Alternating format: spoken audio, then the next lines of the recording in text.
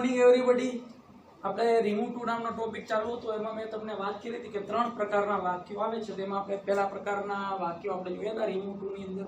માત્ર 4 નિયમો યાદ રાખવાના છે। જો 4 નિયમો આપણે યાદ રાખીએ એટલે આપણે રિમૂવ ટુ છે આસાનીથી આવડી જાય। ફરી એક વખત નિયમોની ચર્ચા કરી લઈએ। પહેલું હતું કે ટુ છે એને આપણે દૂર કરશું, આ દૂર કરી નાખશું, એની જગ્યાએ શું લખશું? સો। બીજો નિયમ છે એડજેક્ટિવ પછી શું મુકાય? ધેટ। અને આ બીજું ટુ આપેલું હોય છે એને આપણે કાઢી નાખશું। ત્રીજો નિયમ, તો ત્રીજો નિયમ છે એની અંદર હી, સી, પછી આઈ, વી, યુ આવા સર્વનામ આપણે લખવાના થાય, તો જે સર્વનામો આપ્યા હોય આપણે લખશું।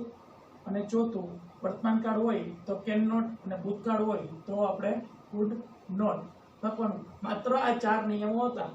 હવે જે વાક્ય આવે છે એ વાક્ય પહેલા સાદા વાક્ય હતા, હવે જે છે એ ફોર વાળા વાક્ય કે જેની અંદર ફોર આપેલું હશે તો એ ફોર ને પણ આપણે કાઢી નાખવાનું છે। ફોર ને પણ આપણે કાઢી નાખશું, બરાબર। એક ઉદાહરણ પહેલા આપણે જોઈ લઈએ, બરાબર છે। Sohan is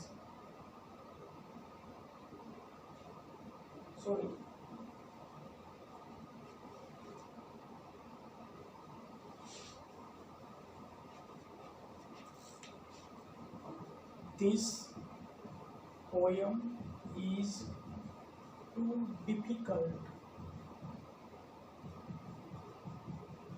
for us to understand। આની અંદર એક બે જૂના નિયમો છે એમનામ જ છે, પણ એક બે નવા નિયમોની આની અંદર એડ થાય છે। તો નવા નિયમો આની અંદર એડ કરીને આપણે જોઈ કે બીજા શું ચેન્જીસ થઈ, તો આપણે ટુ તો રિમૂવ કરતા જ, એટલે આ એક ટુ છે એ કાઢી નાખશું, એક અહીંયા ટુ આપ્યું છે એ કાઢી નાખશું। પણ એક મેં તમને કીધું ફોર વાળા વાક્ય, તો ફોર વાળા વાક્યમાં ફોર આપ્યું હોય એને પણ આપણે કાઢી નાખશું। રિમૂવ ટુ ની અંદર હવે ફોર વાળા વાક્ય તો ફોર ને પણ આપણે કાઢી નાખશું। તો હવે નિયમ એક ચેન્જીસ થાય, આ નિયમ આપણે યાદ રાખશું, એડજેક્ટિવ પછી ધેટ મુકાય। ટુ તો નીકળી જાય, ટુ અહીં આવી ગઈ, બરાબર છે। એટલે અહીંયા શું આવશે? અહીંયા ધેટ આવશે, એટલે એટલું તો વાક્ય આપણી પાસે ફાઇનલ જ છે। પછી આપણે શું કરતા કે અહીંયા જોતા આપણે તો અહીં છોકરો છે તો હી, છોકરી છે તો સી। તો ફોર વાળા વાક્યમાં એવું હશે નહીં, આપણે જેમ એક્ટિવ પેસિવ ની અંદર કર્તા અને કર્મ આપેલા હતા, બરાબર છે, કર્તા અને કર્મ, બરાબર છે।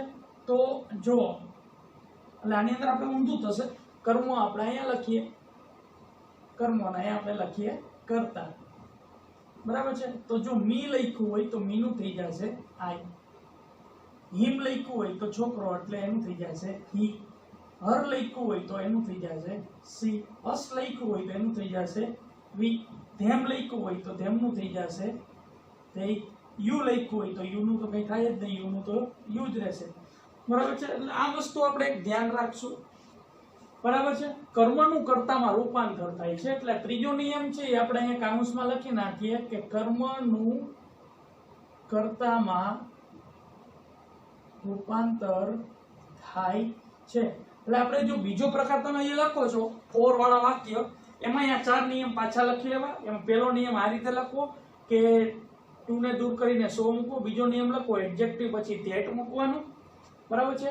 ત્રીજો નિયમ આ લખવાનો કે કર્મનું કર્તામાં રૂપાંતર થાય છે। કર્મનું કર્તામાં રૂપાંતર થાય પછી કેન નોટ કે કુડ નોટ મુકાય, 4 નિયમ લખ્યા।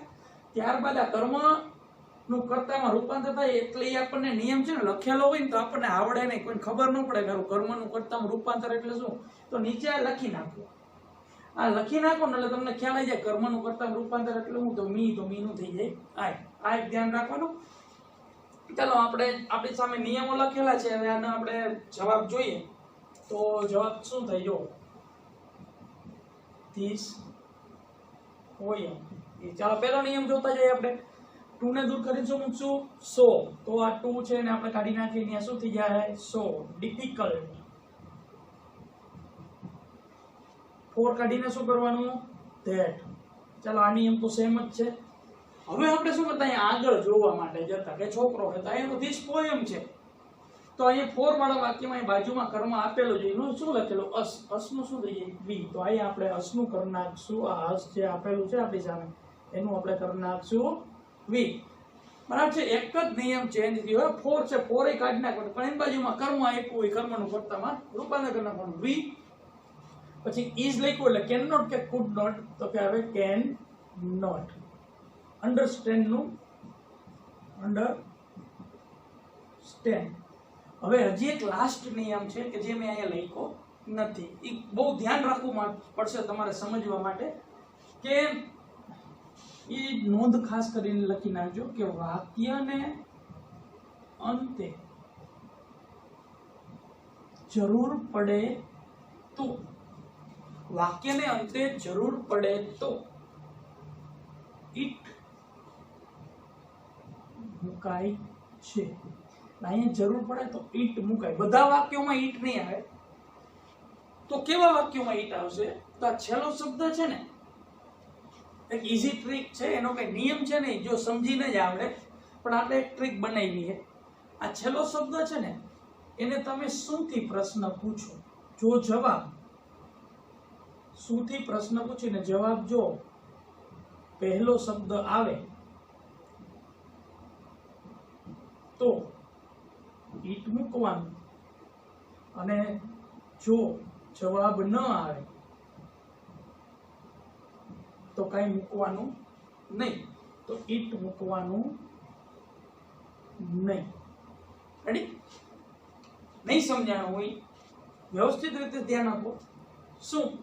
શું થી પ્રશ્ન પૂછવાનો. આ છેલ્લો શબ્દ છે, બરાબર.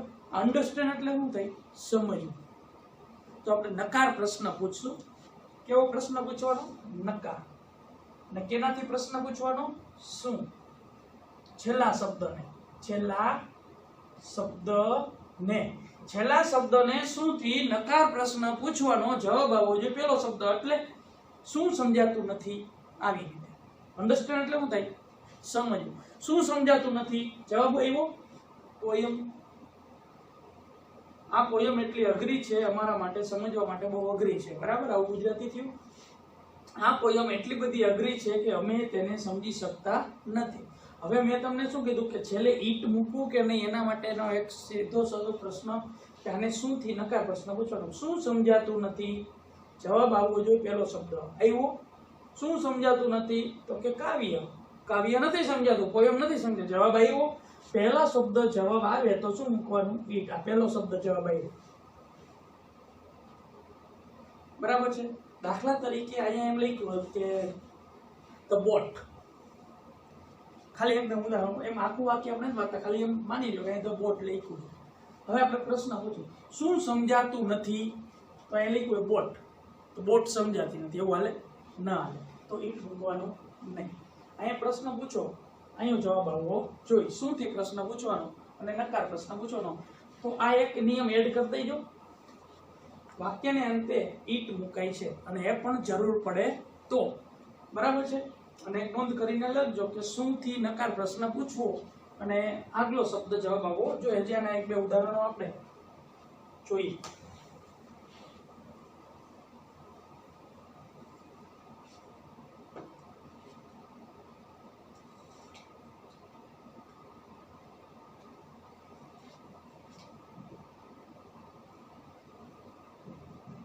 The sum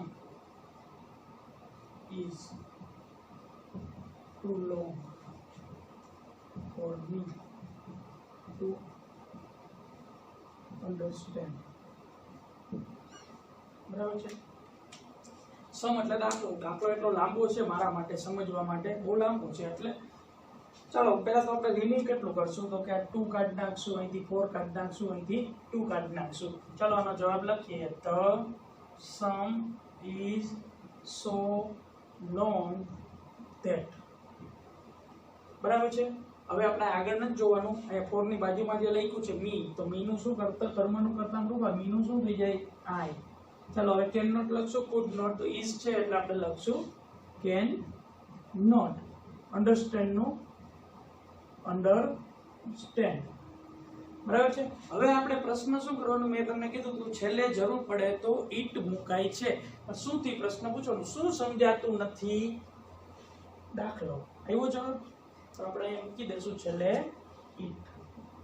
અમુક પ્રશ્નોમાં છેલ્લે ઈટ આવતું નથી. જૂના નિયમો એમ એક જ સરખા છે, નવા નિયમો માત્ર કેટલા એડ થયા તો 4 છે. 4 કાઢી નાખવાનું છે. પછી અહીંયા આપણે આગળ જોતા હતા, હવે આગળ નહીં જોવાનું, એ 4 ની બાજુમાં હોય એ જ અહીંયા મૂકી દેવાનું. બરાબર છે. 2 કાઢી નાખવાનું અને છેલ્લે જરૂર પડે તો ઈટ મૂકવાનું. ચાલો આવા 2-3 ઉદાહરણો હજી આપણે જોઈએ.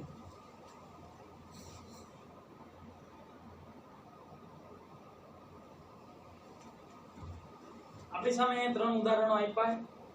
The unit was too difficult for us to remember. Unit remember એટલે યાદ રાખવા માટે બહુ અમારા માટે યાદ રાખવું એ ખૂબ જ અઘરું છે. The door was too narrow for Mr. Shah to enter. Mr. Shah ને પ્રવેશ કરવા માટે દરવાજો ખૂબ જ સાંકડો છે. School is too far for us to go on foot. પગેથી ચાલીને જવા માટે અમારા માટે જવા માટે સ્કૂલ છે એ ખૂબ જ દૂર છે. હવે ત્રણેયનો આપણે જવાબ રિમૂવ ટુ કરશું એટલે શું થશે કે યુનિટ એટલું બધું અઘરું છે કે અમે યાદ રાખી શકતા નથી. દરવાજો એટલો સાંકડો છે કે મિસ્ટર શાહ અંદર પ્રવેશ કરી શકતા નથી. સ્કૂલ અમારા માટે એટલી દૂર છે કે અમે પગે ચાલીને જઈ શકતા નથી. આપણી પાસે અહીં નિયમો બધા લખેલા જ છે. એક નિયમની અંદર એડ પાછો કરી દો. છેલ્લે ઈટ જરૂર પડે તો મુકાય છે. શું થી પ્રશ્ન પૂછવાનો, જો જવાબ આવે તો મૂકવાનું, જવાબ ન આવે તો નહીં મૂકવાનું. ચાલો પહેલા તમે દૂર શું થશે, 1 2 અહીંયા 4 અહીંયા 2 બરાબર છે. ચાલો આનો આપણે જવાબ લખીએ. The unit was 2 કાઢીને શું કરવાનું છે, so difficult. આનું શું કરવાનું, that. આટલું તો યાદ રાખવાનું. અહીંયા 100 ને અહીંયા 10 બરાબર. ચલો હવે અહીંયા અસ લખ્યું છે, અસનું શું થશે જો છે વી, તો આપણે લખી વી. વોઝ લખ્યું છે એટલે કેન નોટ આવે, કુડ નોટ ભૂતકાળ છે એટલે આપણે કુડ નોટ. રિમેમ્બર નું રિમેમ્બર. હવે મેં આપણે શું કીધું છેલ્લે ઈટ મૂકવાનું છે, તો શું થી પ્રશ્ન પૂછી. ચલો શબ્દ યાદ રાખવું. શું યાદ રહેતું નથી, યુનિટ. આવ્યો જવાબ તો આપણે શું મૂકી દઈશું અહીંયા છેલ્લે આપણે મૂકી દઈએ ઈટ. ચાલો હવે અહીંયા એક થોડોક સુધારો થશે એક નિયમની અંદર. ડોર વોઝ આનું શું કરવાનું, સો નેરો ધેટ. બરાબર છે. 4 નીકળી ગયું અને 2 નીકળી ગયું. દરવાજો એટલો બધો સાંકડો છે કે હવે છે ને અહીંયા આપણે જ્યારે નામ આપ્યું હોય 4 વાળા વાક્યમાં, જો નામ આપ્યું હોય ને તો આપણે નામનું નામ એમનેમ રાખવાનું, ત્યાંનું ઈ કરવાનું નહીં. બરાબર છે. અહીંયા મિસ્ટર શાહ લખ્યું છે તો આપણે મિસ્ટર શાહનું મિસ્ટર શાહ રાખશું. બરાબર છે. જો પહેલા વાક્યો શીખવાડ્યા હતા એમાં તો હી સી ઇટ આવી યુ દે જે આવતું હોય, પછી આપણે નીચે લખ્યું કર્મનું કર્તામાં રૂપાંતર થાય છે, પણ કર્મ આપ્યું જ નથી આની અંદર. ડાયરેક્ટ કર્તા તરીકે આપ્યું હોય તો કર્તા તરીકે મૂકવાનું. અમુક વિદ્યાર્થીઓ શું કરે કે ભાઈ મિસ્ટર શાહ તરીકે હી લખે છે તો હી ન લખવું હોય, નામ આપ્યું હોય તો નામનું નામ રાખવાનું. વોચ છે એટલે આપણે શું લખશું, કેન નોટ એન્ટર. હવે આપણે અહીંયા ઈટ મૂકવું કે નહીં, તો શું થી પ્રશ્ન પૂછે. એન્ટર એટલે પ્રવેશવું. શું પ્રવેશ થઈ શકતો નથી, જવાબ આવ્યો દરવાજો. આવ્યું ન આવ્યું. શું પ્રવેશ, શું યાદ રહેતું નથી, જવાબ આવ્યો યુનિટ. શું પ્રવેશ થતો નથી તો દો. મેળ નથી પડતો તો અહીંયા ઈટ આવશે નહીં. આ રીતે યાદ રાખવાનું. બરાબર છે. ચાલો આની અંદર કઈ કઈ વસ્તુ નીકળી જશે, તો 2 નીકળી જશે, 4 નીકળી જશે અને પાછું 2 નીકળી જશે. બરાબર છે. The school is so far that. પછી અહીંયા અસનું શું થઈ જશે, વી. અહીંયા ઇઝ લખ્યું છે એટલે કેન નોટ કે ગુડ નોટ, તો can not go on foot. હવે આપણે જો ઈટ આવશે કે નહીં, ગો ઓન ફૂટ એટલે પગેથી ચાલીને જવું. શું પગેથી ચાલીને જઈ શકાતું નથી, તો કે સ્કૂલ. આવ્યો જવાબ ના આવ્યો. એટલે છેલ્લે આપણે આની અંદર કાંઈ મૂકશું નહીં. જવાબ આવે તો ઈટ મૂકવાનો, જવાબ ના આવે તો ઈટ મૂકવાનું નહીં. બરાબર છે? તો અહીંયા આપણે 4 ઉદાહરણ જોયા. હજી એક બાકી છે નિર્જીવ કરતા વાળા વાક્યો. તો હવે પછીના લેક્ચરની અંદર આપણે રિમૂવ ટુ ની અંદર નિર્જીવ કરતા વાળા વાક્યો જોશું અને ત્યારબાદ આપણે ત્રણેય એક્સરસાઇઝ આપણે મિક્સ જોશું. Thank you.